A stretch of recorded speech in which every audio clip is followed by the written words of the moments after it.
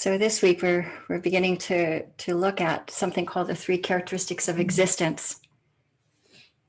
The Buddha was big on lists, and I suspect it was to help us remember, since it was originally an oral tradition with teachings passed down directly from teacher to student. And as Bill said yesterday, we're going to spend some time with another core teaching, these three characteristics of existence. So what's the significance of this list? This teaching suggests that there are three characteristics that are common to everything in life. Okay, these are qualities or aspects of experience that can be viewed in ways that are themselves freeing, that help us loosen our hold on our personal perspectives and see the world as it really is from a different vantage point, one that leads to less suffering and more ease of well-being. So these three are Anicca and Dukkha and Anatta. Anicca. Anicca translates as impermanence, as the ever-changing nature of everything. Nothing stays the same. Dukkha, stress, distress, dissatisfaction, unsatisfactoriness. Everything breaks down, wears out, right? And anatta, no self, not self, which is perhaps the most misunderstood attribute of them all. So let's try this one. Anatta suggests that there is no fixed, separate, or enduring self that exists, because it too is constantly changing. It's in a state of flux.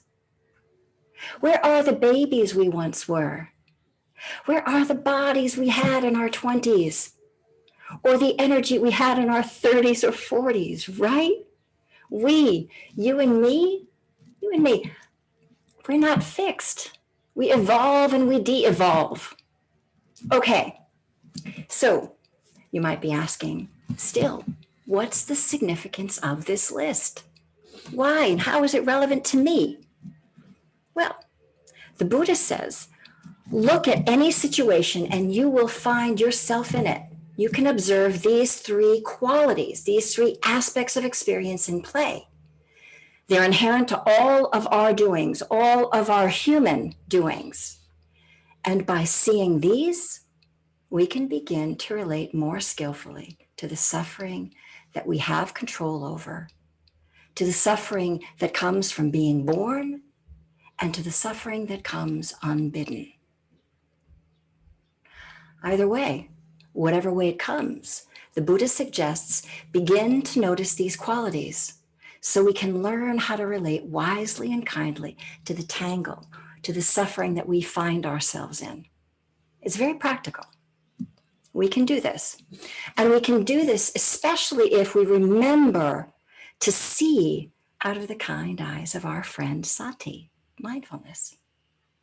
The Buddha is saying, look at any situation you find yourselves in, but look at that situation from these kind eyes, and you'll be able to observe these qualities and aspects of experience.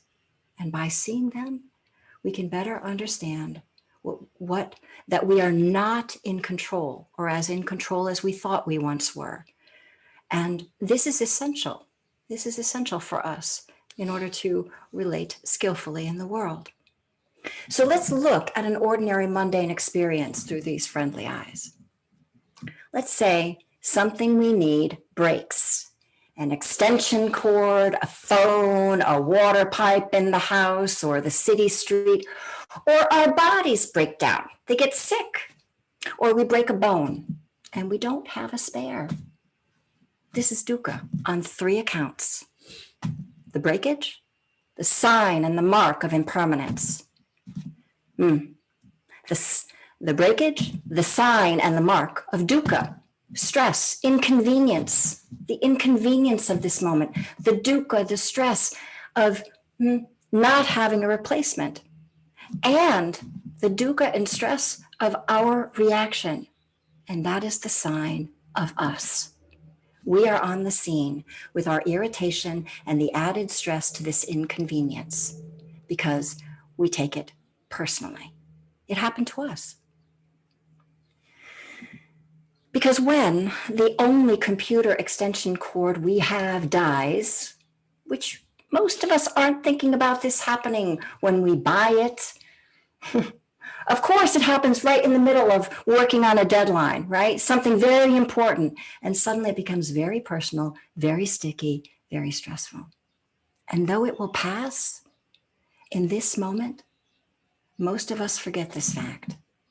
And it doesn't resonate inside, because this is not an aspect of experience that we give much attention to. We don't notice when our suffering ends. It just disappears most of the time.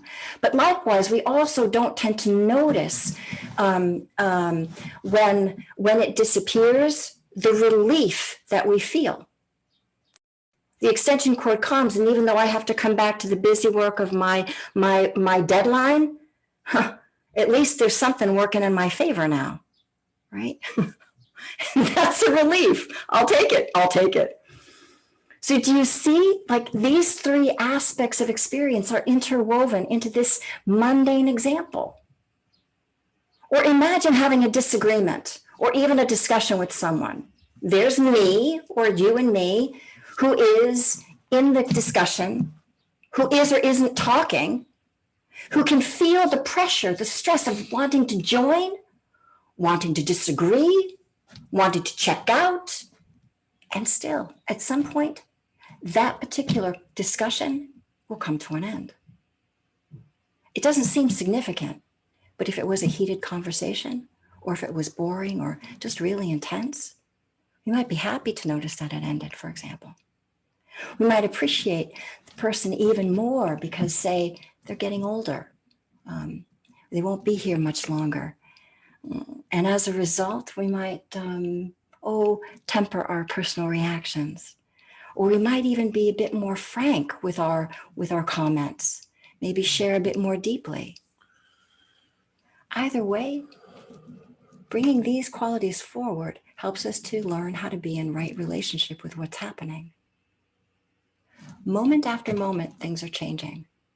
Morning changes to afternoon, changes to evening.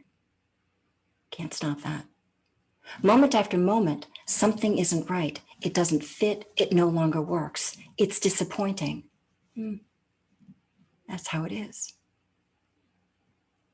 Moment after moment, a different us appears. Sick, tired, the wounded child, the capable adult appears or disappears.